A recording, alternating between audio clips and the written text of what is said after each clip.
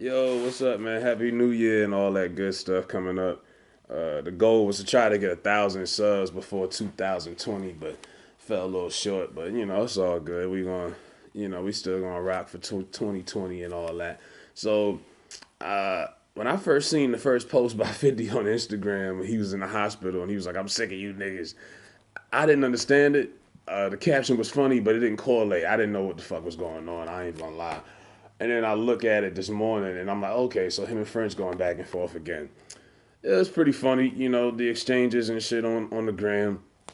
Uh, Apparently French bought a Bugatti, but he didn't really buy it. He rented it, and then 50 was clowning him. And then French felt like he had to go out of his way to prove that he really bought it. And I'm like, oh, that's sucker move number one. If I really bought something and paid in full, nigga, no Rock him and Eric B. If I bought it paid in full, I don't feel like I have to prove it. And then they go back and forth, and French puts out this video clip that was on YouTube actually, where this girl exposed all of the rappers 20 years ago who was on MTV Cribs that used to rent cars and rent out houses, and 50 was on there for something that he rented out when he had his mansion.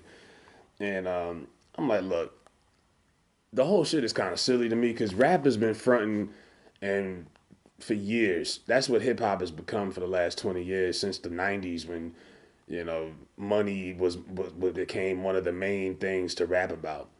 So niggas go into the studio and create the illusion that they make more money than they make.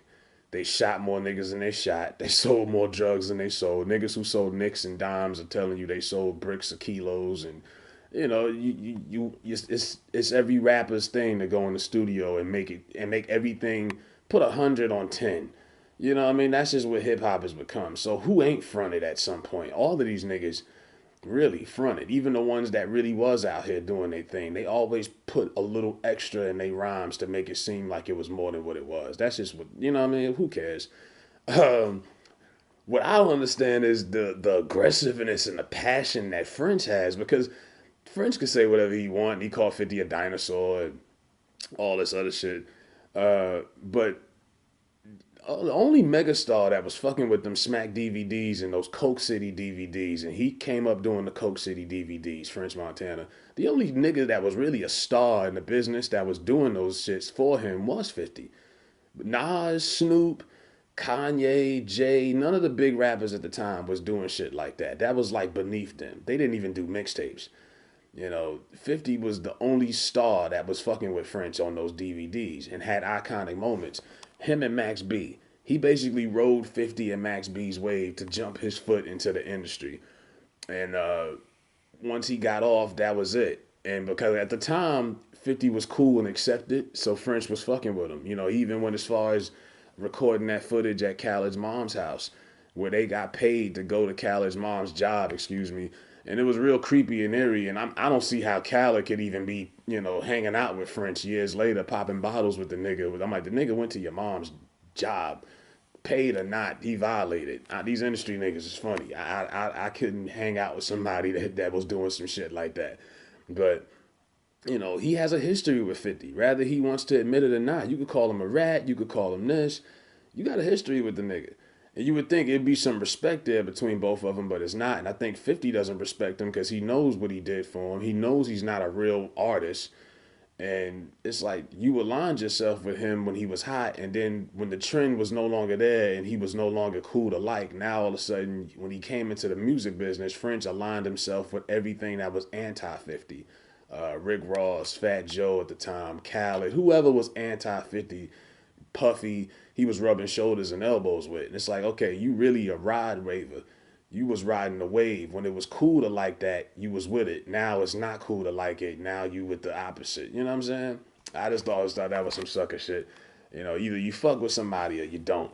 But French is like, he done made like 5 videos. Like French really, I don't think French couldn't sleep at night. This shit really was bothering him. You could tell. You could tell he was really in his feelings. He called him Wrench Montana. He had a picture of French with a lug wrench underneath a car, like, oh, Puffy starving him out.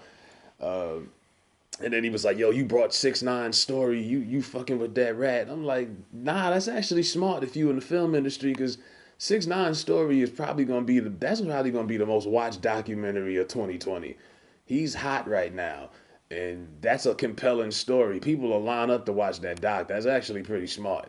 I think 50 tried to buy Suge Knight's life story rights too, but Ray J beat him to it. But that's actually pretty smart. I mean, to get somebody that compelling. That was the most compelling story of the whole year. The kid who caught Wolf, the kid who tried to be like he was tough and he got caught and fucking ratted and told. That's gonna be probably the most watched thing of the year. I'm telling you, it's gonna break R. Kelly's docu-series numbers. And the whole shit is just petty though. It's funny, but all these niggas front. I remember T Pain bought a Bugatti. He actually bought it, and niggas was renting it to put in their videos. Ace Hood and Rick Ross used that Bugatti for their video. That was T Pain shit. And look, T Pain, look at his interview on Breakfast Club. He bought the Bugatti, and look what happened to him. He lost millions of dollars, not because of that purchase necessarily, but you watch the interview, he'll tell you how much the expenses was, and this shit really ain't worth it. Unless you a billionaire, certain shit, cars that cost millions of dollars really ain't in your interest if you barely making it over a million these days. But like I say, that's what hip hop has become. A bunch of fronting and a bunch of let's act like we got more money than we got so we can impress the poor people. So it's all stupid to me, but it is entertaining. But Fat Joe tried to play peacemaker, and Fat Joe and 50 have actually gotten cool. And that was someone who French aligned himself with too at the time, who was anti 50. But I don't even think Fat Joseph can get these niggas to get together and squash it. I just think I don't know if I could go so hard at somebody who literally helped me come up in this business, because that's what 50 did. 50 and Max B helped French get into the business. French was nobody before that. He was just a camera guy, who shot bootleg DVDs. That was it. And niggas who watched Coke City DVDs like myself, we didn't even know who the fuck he was until he started going on screen with Max. And he rode Max B's wave all the way up until Max got locked up, and he just carried the torch. And the rest is history. So it is what it is, man. I think it's hilarious, but I don't think French has the wit to go back and forth, back and forth with Curtis. Curtis is built for that back and forth funny shit. I don't know if French can keep up, but if it even lasts that long. But yeah, apparently he brought the new Bugatti, and 50 wanted to check receipts. So yeah, that this whole shit is hilarious though. Cause these niggas, I mean, at some point you like, y'all niggas is kind of old for this shit, man. Niggas. And how you call it a nigga a dinosaur? I'm like, nigga, you ain't. But hold up, how old is French Montana? Cause this nigga, he called Fifth a dinosaur. Both of these niggas is kind of old. Okay, French is 30, 36. 50's 44. Okay, French is 35. Okay, so y'all niggas got like what, 6 years, 7 years apart. Y'all ain't that much, ain't that much of an age difference. But okay, yeah, this nigga's Somali, and I remember French Montana said some real foul shit about black women or some shit a couple years ago too. I ain't gonna let him slide with that.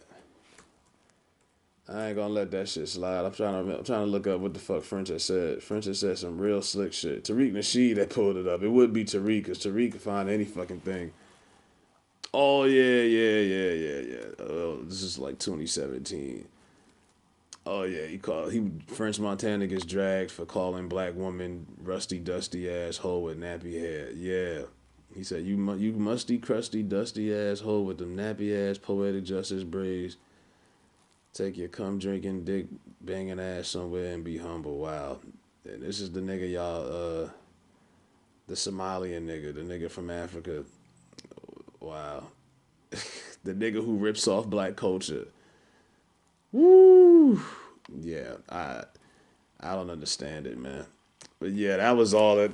That was the Instagram beef for the end out the year, man. So yeah, these niggas is going at it over who really owns a Bugatti and who doesn't.